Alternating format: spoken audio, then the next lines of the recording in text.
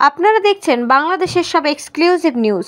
বিস্তারিত দেখতে চোখ রাখুন নিউজ 24/7 টিভির পর্দায়।